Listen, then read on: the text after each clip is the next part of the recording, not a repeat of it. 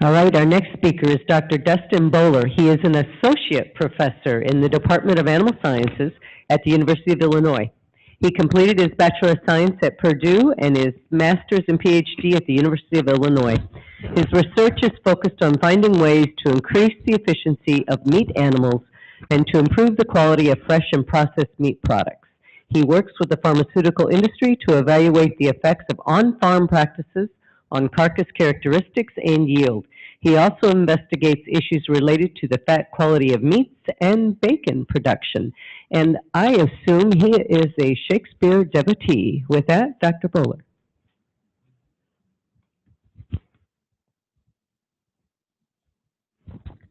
Well, thank you for that invitation, and then I'm going to start my discussion today by thanking the committee for the invitation. It's quite a privilege for me as a meat scientist to walk into the lion's den, if you will, of nutritionists and to have this discussion. You'll notice in that introduction there was no mention of being a cell culture tissue expert by any stretch, but as a meat scientist, the debate becomes, are these food products, are these meat products, or are they not? And so then by association, we've had an opportunity to spend a fair amount of time over the last couple years actually debating and having discussions and open dialogue about cell cultured tissues. And so I really appreciate the invitation today, and I'm really excited about the opportunity to be here and to have this discussion. When we talk about cell cultured tissues, we have to start our discussion with a variety of synonyms, and you can see I have them there, and I have them listed in alphabetical order, primarily because this topic is one that elicits a lot of emotional response on both sides of the argument. And these products have been called things like artificial meat, cultured meat, clean meat, fake meat, in vitro muscle, lab-grown meat, meat without animals, meat without slaughter, and synthetic meat. And so you can see by reading that list maybe which side of the argument people might fall on by which synonym they choose to describe these products. And we're going to discuss as we move forward how each of those arguments come about and maybe some perspectives from each side. And I'm going to do my best to try to remain as objective as I possibly can. I believe this is where the Shakespeare reference came. And so those of you that know the Meat Science and Muscle Biology program at the University of Illinois know that I work very closely with Dr. Anna Dilger, and her and I have had many discussions about this. And one day among these discussions among colleagues, we had, well, what isn't a name? What does it matter what we call these products? And so from that, we brought up the Romeo and Juliet quote that if you remember, what Juliet was unbeknowingly confessing her love to Romeo, and she said, what's in a name? That which we call a rose by any other name would smell as sweet. And so does it matter if we call these cultured tissues, or does it matter if we call them meat, or does it matter if we call them clean meat or fake meat? And hopefully in the next 35 minutes or so that I'm going to describe that it does matter what we choose to call these products. And I think that's imperative for the success or failure of this industry moving forward, is that we've got to get it right in what we identify these products, because it impacts things like how they're identified, of course, but it also impacts regulatory and safety oversight. It impacts things like labeling, it impacts marketing, and ultimately it's going to impact how consumers perceive these products, whether or not they choose to adopt them, and then ultimately whether this industry succeeds or fails. And if we're going to have a discussion about cultured tissues and whether we're going to choose to define them as meat or not, I think it becomes important that we actually have to define what meat is before we can decide what things are not meat. And so we have this discussion, and I believe that the definition of meat is included in probably nearly all introductory meat science classes across the country. But if you just look in the dictionary under the definition of meat, and that's exactly where this Merriam-Webster definition came from, it's tissues from animals consumed as food. At the very heart of the matter, it's that exactly what we think it is, skeletal muscle that goes through a biochemical process that we choose then to use as nourishment. But if we complicate the definition just a little bit and we consult a meat science textbook, this particular textbook is Lowry's Meat Science. It's a textbook that many of us probably referenced as students. It goes on to say, the flesh of animals used as food. In practice, this definition is restricted to a few dozen of the 3,000 mammalian species, but it often is widened to include, as well as musculature, organs such as liver, kidney, brains, and other edible tissues. And so a little bit more complex. Now we're including non-carcass components to represent skeletal muscle. If we want to get just a little bit more complex yet, then we start bringing into the regulatory definition. And the regulatory definition, as outlined in 9 CFR 301.2, is that meat is part of the muscle of any cattle, sheep, swine, or goats. So only 4 species. And so the first thing you'll notice there is we've excluded aquaculture and we've excluded poultry from this particular regulatory definition of meat. It goes on to say, which is skeletal or which is found in the tongue, diaphragm, heart, or esophagus, or without accompanying fat or in the portions of bone. And so the great example there is if we think about a T-bone steak, most of us would say a T-bone steak is meat. Then we ask, is that lumbar vertebrae that's associated with that T-bone steak meat? No, it's bone. But as it's served to us on our dinner plate as an entree, it becomes associated thereby as also meat. So it goes on again, skin, sinew, nerve, and blood vessels which normally accompany muscle tissues that are not separated from the process or in dressing. So that's a regulatory definition. And so in 2016, the American Meat Science Association formed a task force committee. At that time was called the Nomenclature Committee. It later was modified to become the Lexicon Committee to define meat.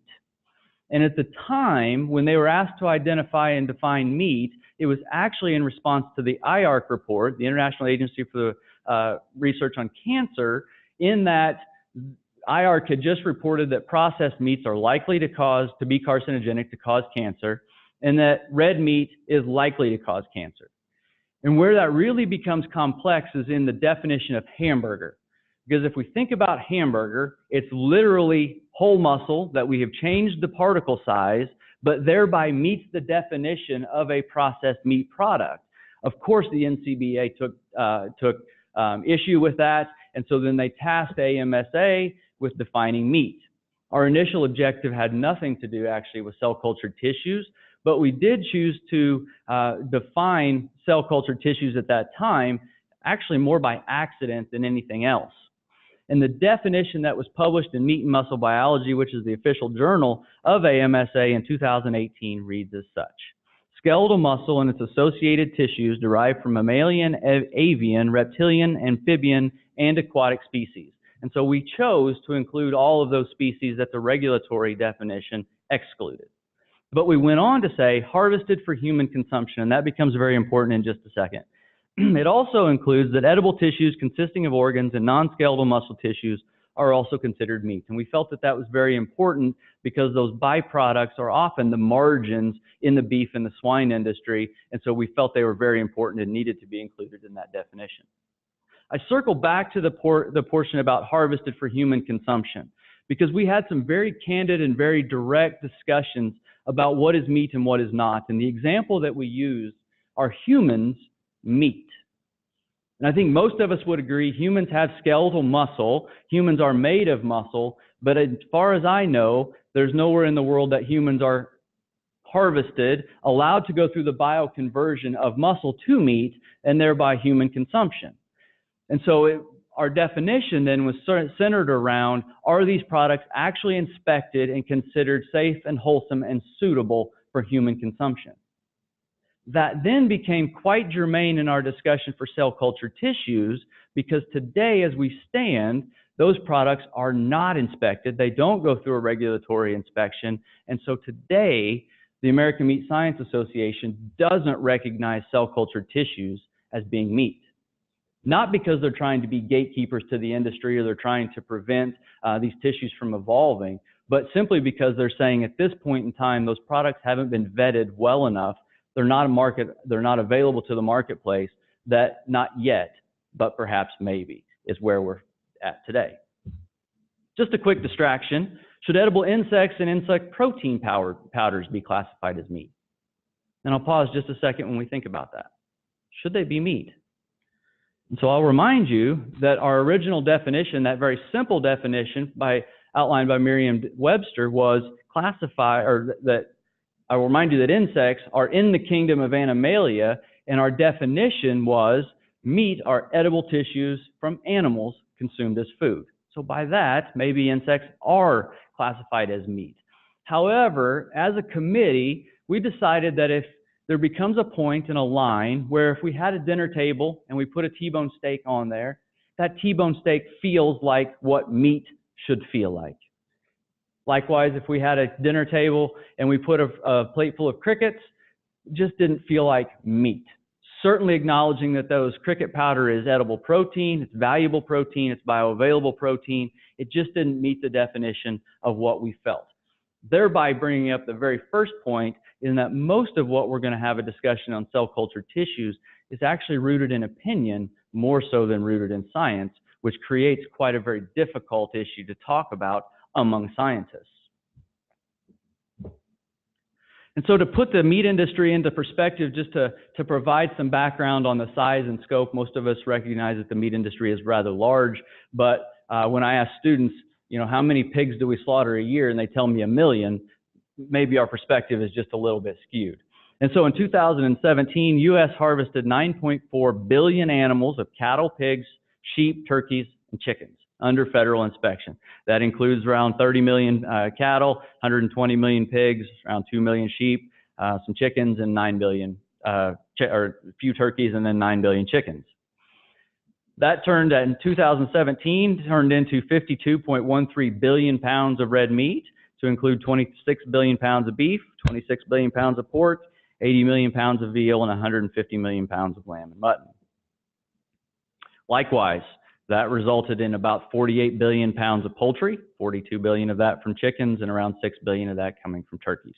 And so if you do the math, that results in about 100 billion pounds in the U.S. meat industry in 2017. Pretty sizable.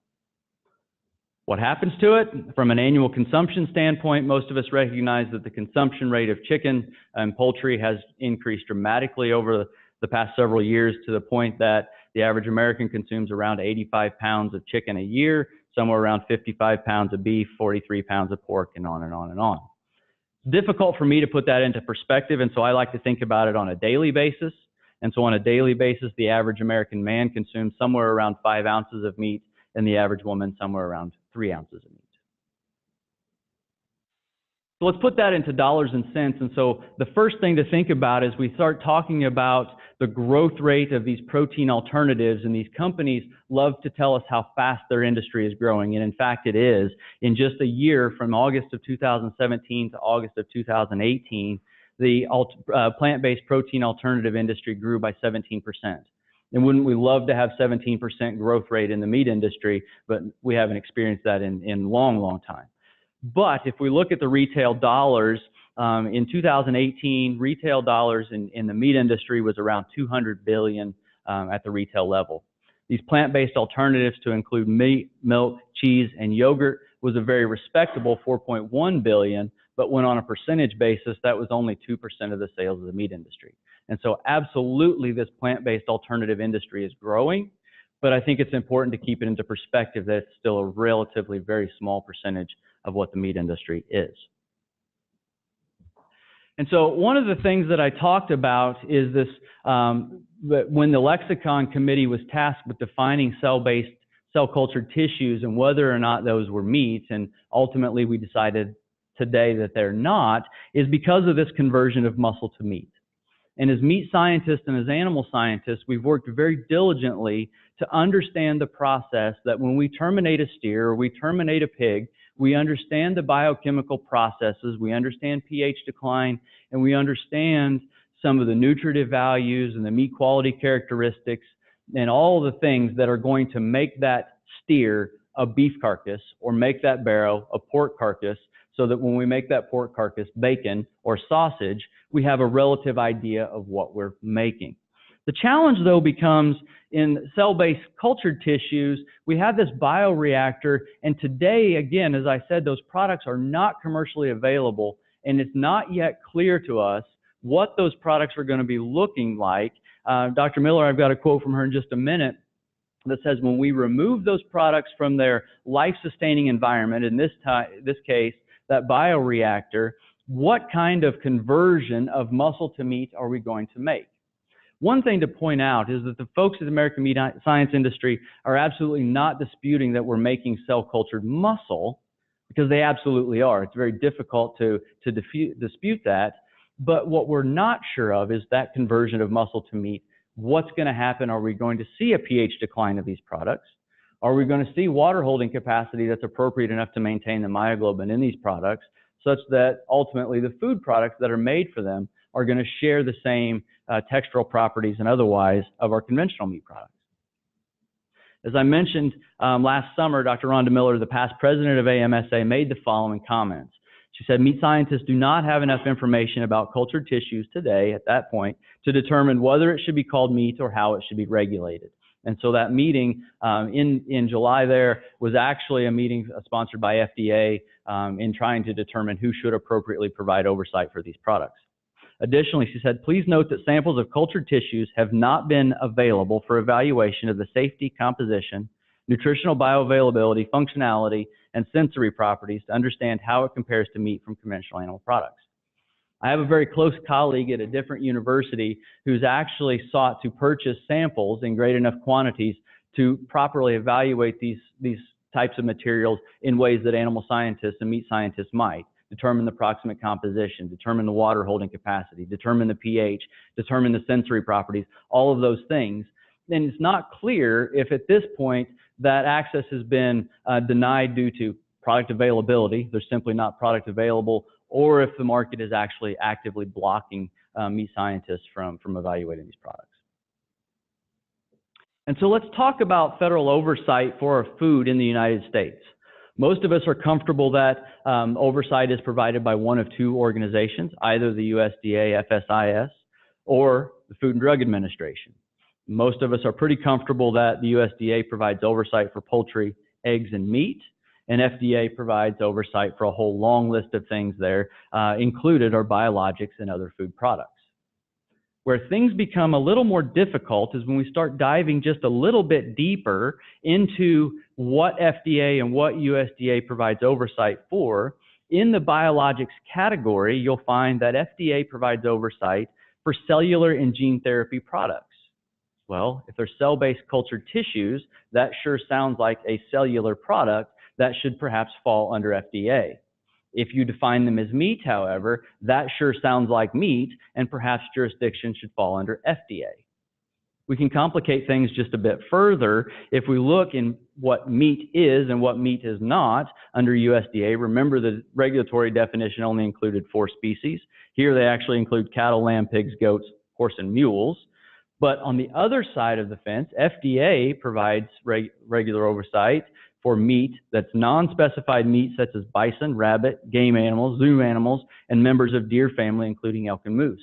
And so what happens after our technology develops and our appetite changes and we have an interest for some of these other species, should they then fall under FDA or USDA oversight?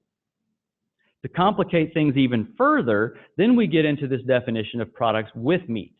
And so USDA provides oversight for products that contain greater than 3% raw meat, greater than 2% cooked meat or other portions of the carcass, greater than 30% fat, tallow, meat extract, or greater than 2% cooked poultry, greater than 10% of skins, giblets, fat, and poultry meat in any combination. And then FDA provides oversight for products less than that. And I'll give you an example of where that comes into play. Prior to my academic career, I spent some time at Tyson Foods. I worked in a soups and sauces plant, and in that particular facility, we made chicken noodle soup, some formulations that was greater than 2% chicken and fell under USDA jurisdiction, and some of those formulations had less than 2% chicken and fell under FDA jurisdiction. And so same plant, same essential product fell under 2 different jurisdictions. The other place that this becomes germane is that most of us think about these cell-based cell-cultured tissue products as being a center-of-the-plate entree-type item. And in that case, very logically, if we define them as meat, they should probably fall into USDA jurisdiction. However, it's my understanding that there are some companies that are more interested in being a food additive.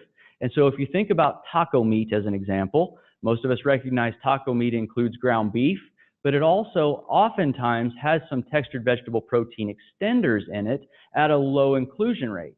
And so if these cell-cultured tissue products are going to be included as a filler, so we can substitute away from soy, moving away from an allergen that creates some challenges from a food production system, then again, perhaps jurisdiction should fall under FDA.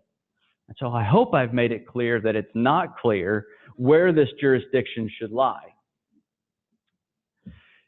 To make it point just a little bit further, if we think about the definition of milk, the definition of milk as provided by 21 CFR 131.110 is that milk is a lacteal secretion practically free from colostrum obtained by the complete milking of one or more healthy cows.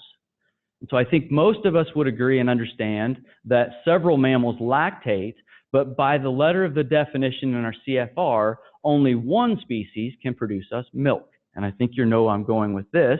But if we go to the grocery store and we look at all of the options for things that are labeled as milk, this particular picture shows cashew milk, soy milk, almond milk, I'm not sure what else, but also goat milk. None of those things, if we enforce our standard of identity for milk, would be allowed to be labeled as such. And so here's where the contradicting arguments come from. There is a group of folks that want these products to be, that provide oversight from the USDA because the USDA is, frankly, more strict in their labeling requirements of these products, but they don't want them to be identified as meat. And that's a contradicting opposition. The other side of that equation, there are a group of folks that very much want these products to fall under the jurisdiction of FDA because of their labeling example that they've provided us with milk, but they want it to be identified as meat, which is also a contradictory of terms. And so where are we? In July of 2018, FDA hosted a meeting discussing foods produced with animal-based tissues. And it's my understanding that meeting did not set well with all parties involved. And so in October of 18, FDA and USDA jointly held a meeting to have this discussion all over again about who should provide government oversight. In November of 2018, the FDA and USDA agreed to share regulatory oversight of cell-cultured meat and poultry. And then actually just last month, they released the framework of what that regulatory shared oversight was going to look like. And so this is just a snippet directly from the internet from the report where you can see there, this is a formal agreement between the U.S. Department of Health and Human Services, Food and Drug Administration, and the U.S. Department of Agriculture Office of Food Safety. And here's the general summary. The FDA is going to provide oversight for cell collection, cell banks, cell growth, and differentiation. And the USDA is going to provide oversight for the production and labeling of food products. And that transition and oversight is going to occur during the cell harvest stage. What a fantastic compromise, right? Then you get the expertise of both organizations providing oversight in the areas of their expertise. And so I hope that it'll be viewed that this is favorable for everyone involved. And so this idea of cell-cultured tissues is not at all new. Most of you that have heard a talk similar to this on cell-cultured tissues have seen this exact same quote where Winston Churchill in 1931 in the Strand magazine had an article titled 50 Years Hence. And so he was projecting into the year 1981 several speculations about the future. Now, he missed just a little bit, but the idea was sound. And the quote was, "We shall escape the absurdity of growing a whole chicken in order to eat the breast or wing by growing these parts separately under a suitable medium." So, Dr. Mark Post picked up this idea and ran with it and is often credited or attributed as being the father of cell-based cultured tissues. And he answered 3 questions in 2012 in a Meat Science peer-reviewed article, "Why do we need cultured tissues?" And the 3 were, the substantial increase in meat demand will limit production capacity. We've had those discussions already this morning. Issues about societal concerns around animal welfare and public health. To be more direct, people that have issues with slaughtering animals for the purpose of food. And then the other one that we've had discussions about this morning already is the growing concern about the environmental impact of livestock breeding and management. And we're going to talk about that in much further detail. Dr. Post also provided us a roadmap for success, and he said for these products to be successful or for their likelihood to be adopted, that mimicry and efficiency is of utmost importance. And he quoted to say, "For a new substitute to be widely adopted, it needs to exactly mimic or even better recreate conventional meat in all of its physical sensations such as visual appearance, smell, texture, and of course, taste." And it was actually this quote that the Lexicon Committee used in their decision that products are not meat yet, because these products have not been vetted in this way to ensure that they're safe and wholesome, to assure that they provide the same nutritional composition, and to ensure that they taste and perform from a sensory standpoint in a similar manner. Nonetheless, in 2013, the world was blessed with its first cultured meat burger, again from Dr. Mark Post. That burger was cooked and it was sampled on live television. It cost approximately $330,000 US. It was produced from fetal bovine serum. And so again, thinking about that synonym about meat without animals may or may not necessarily be wholeheartedly true. But it was produced with beef, red beet juice, color enhancement, saffron, breadcrumbs, and a binder. And it was described on TV as being quite some intense taste. It's close to meat, it's not that juicy, but the consistency is perfect. So some contradictory terms there, I think, but nonetheless promising in that with evolution of the technology and continuous development of the technology, certainly very promising. Since that time, Memphis Meats and Finless Foods and several other companies have had similar cuttings and demonstrations where these products are certainly available for sampling on a small level, but to my knowledge, nothing has been scaled up to commercial availability just yet. And so the environmental impact, I think this is a topic that I'm certainly less comfortable with than some of these others, and certainly a topic that folks in the room are more versed on than I am, and I'm going to skip through. But I will say, you saw this graph earlier this morning, and I feel quite satisfied actually that there's about 9 of these figures that describe various scenarios of cultured meat. And again, I'm very satisfied that our speaker early this morning and I chose the same one, and so I'm going to take that as a win for the day that I chose the correct one. But you can see here that there are certainly scenarios where cultured tissues are more environmentally friendly over the next 1,000 years than conventional beef. But as it's produced today, and that technology today is produced in a manner that mimics the pharmaceutical industry, it certainly would not be more environmentally sound. And the overall conclusion of that paper reads, the scale of cattle production required for the very high levels of beef consumption modeled here would result in significant global warming, but it is not yet clear whether cultured meat production would provide a more climatically sustainable alternative. Because the technology is evolving at such a fast rate, we really don't know what it's going to be by the time it reaches commercial viability. And so just quickly here, let's talk about how consumers actually view these products and what they feel about them. And so this is a survey from Consumer Reports where consumers were asked 2 different questions. The first, if you were to see a package for purchase at a grocery store or another location containing food that is produced from animal cells to look and taste like meat, how do you think the package should be labeled? And 52% of those surveyed said it should be labeled as meat, but it should carry a qualifier of some variety. 43% said it's not meat, it needs to be labeled as something else, and 5% were indifferent.